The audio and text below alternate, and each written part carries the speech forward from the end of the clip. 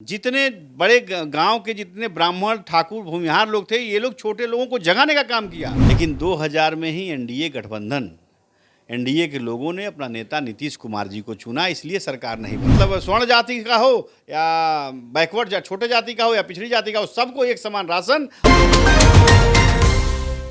बिहार की सियासत में राजन तिवारी कोई नया नाम नहीं। उस दौर को याद करिए, 2000 के बाद के सियासत की राजनीति को, जब कहा जाता था कि बाहुबलियों का राज रहता था। हालांकि राजन तिवारी उत्तर प्रदेश और बिहार की सियासत से कहीं दूर नहीं है। हमारे साथ मौजूद है राजन तिवारी। आज उनसे कुछ खास बातचीत करते हैं। राजन जी, आपका बहुत बहुत स्वागत है आवाज़ न्यूज़ में। आपके भी आवाज़ चैनल को मेरी तरफ से बहुत बहुत स्वागत और धन्यवाद। चलिए, बहुत अच्छी बात है। सवाल ये उठता है कि हम जब उस सियासत के दौर की बात करते हैं, लालू प्रसाद यादव के बात की जाती है, जंगल राज की बात आती है। 1990 के दशक के बाद की जो सियासत हुई, 2005 तक जब नीतीश कुमार ने एंट्री मारी, शायद उस सियासत को आप भी समझ रहे हैं और बाहुबलियों का एक राज था। राजन तिवारी से मेरा सीधा सवाल होगा, आज की सियासत में लालू प्रसाद यादव किंग मेकर के तौर पर फिर से एक बार नीतीश कुमार के साथ हाथ मिलाकर जातीय जनगणना के समीकरण को साध कर आगे की रणनीति तय हो रही। राजन तिवारी इसको कैसे लेते हैं?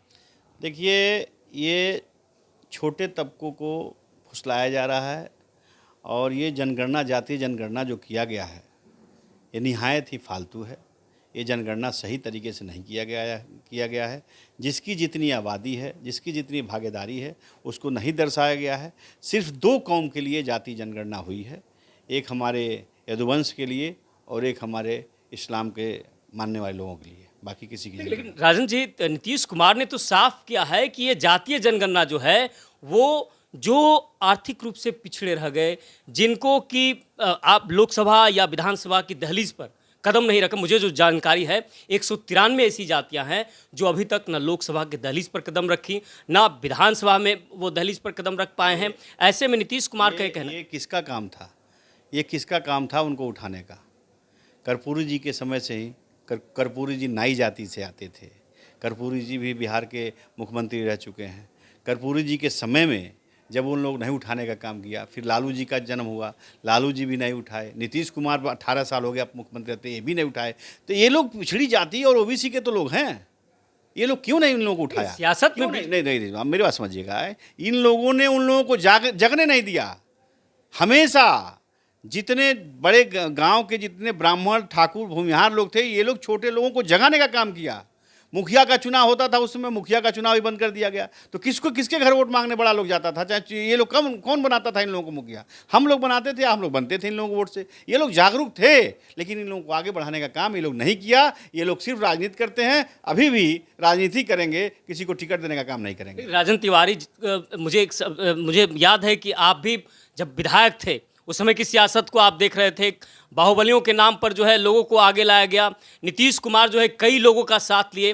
2005 के बाद की स्थिति आपको याद है। लवकुश समीकरण को साधने के बाद नीतीश कुमार ने सत्ता की जो सियासत की बागडोर है वो लगातार वो आगे बढ़ते रहे, पीछे मुड़कर नहीं देखे।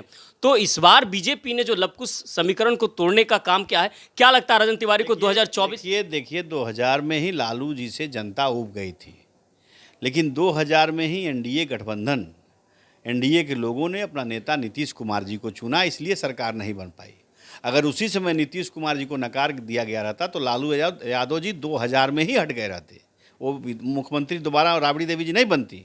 लेकिन उस समय ही नेता गलत चुना गया। उस समय रामविलास जी को अगर नेता चुन लिया गया रहता तो सरकार नहीं। चाबी तो उन्होंने रख ली ना। मेरी बात समझिए, उस समय 2000 में चाबी नहीं रखे थे, 2005 में चाबी, 2005 में चाबी। लेकिन 2000 में अगर रामविलास पासवान जी को एनडीए गठबंधन घटक दल के लोग अगर इनको नेता मान लिए रहते, रामविलास जी को, तो रामविलास जी अगर मुख्यमंत्री का शपथ ले लिए रहते 7 दिन, तो ये लगातार सरकार चलाते, इनकी सरकार नहीं गिरती। लेकिन नीतीश कुमार अपने सरकार चलाने के लिए, लालू की सरकार बनाने के लिए अपनी 7 दिन के लिए मुख्यमंत्री बने और लालू जी को उठा के दे दिए।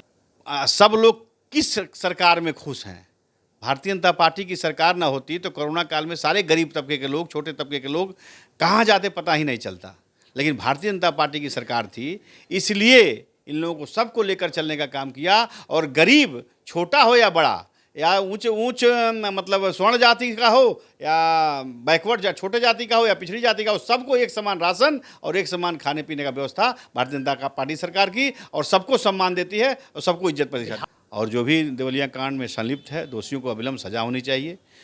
यादव परिवार मला वो भी गलत है, और 5 ब्राह्मण परिवार मला वो निहायत ही शर्मिंदगी वाला कांड हुआ है। छोटे छोटे अबोध बालक को मार देना कहीं से भी न्याय उचित नहीं है। इसलिए देवरिया कांड पे जितना निंदा किया जाए वो कम है। तो इंडिया बनाम एनडीए, कोशिश ये है कि जिस तरह से इंडिया लेवल पर लालू प्रसाद यादव और नीतीश कुमार की एक बहुत बड़ी रणनीति है कि इस बार एनडीए को एनडीए था, एनडीए है और एनडीए रहेगा। इंडिया न था, न इंडिया है, न इंडिया आगे रहेगा। राजन तिवारी 24 में कहाँ से चुनाव लड़े? ये चर्चा है कि 24 में चुनाव लड़ेंगे राजन तिवारी। बिहार चंपारण की धरती से राजनीति करते हैं, तो चंपारण में ही किसी क्षेत्र से चुनाव लड़ने का इच्छा है। अगर भारतीय जनता पार्टी उस लायक समझेगी तो मुझे चुनाव लड़ाएगी।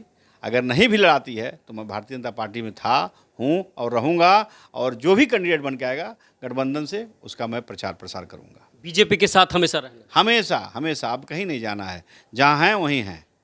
लेकिन नीतीश कुमार अगर प्रधानमंत्री का चेहरा बनते हैं तो राजन तिवारी उसको कैसे लेते हैं? क्या लगता है?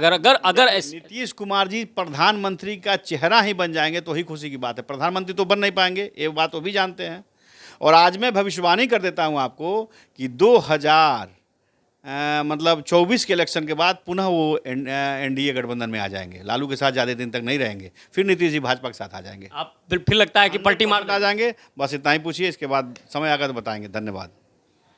यदि हमारे साथ राजन तिवारी, कोई नया नाम नहीं, और सियासत की गलियारे में सबको पता है राजन तिवारी, और जिस तरह से उन्होंने बेबाक कहा कि आने वाले समय में भाजपा के साथ वो है और रहेंगे, और सियासत है, बिहार की सियासत जातीय समीकरण पर आधारित है। और ऐसे में इस बार नीतीश कुमार और लालू यादव भले ही किंग मेकर की भूमिका निभाकर मोदी को शिकस्त देने की एक जो कोशिश हो रही है, वो आने वाले समय में जनता तय करेगी कि सत्ता के सिंहासन पर कौन आसीन होगा। फिलहाल इस तरह की तमाम खबरों को देखने के लिए आप देखते रहिए आवाज न्यूज़। नमस्कार।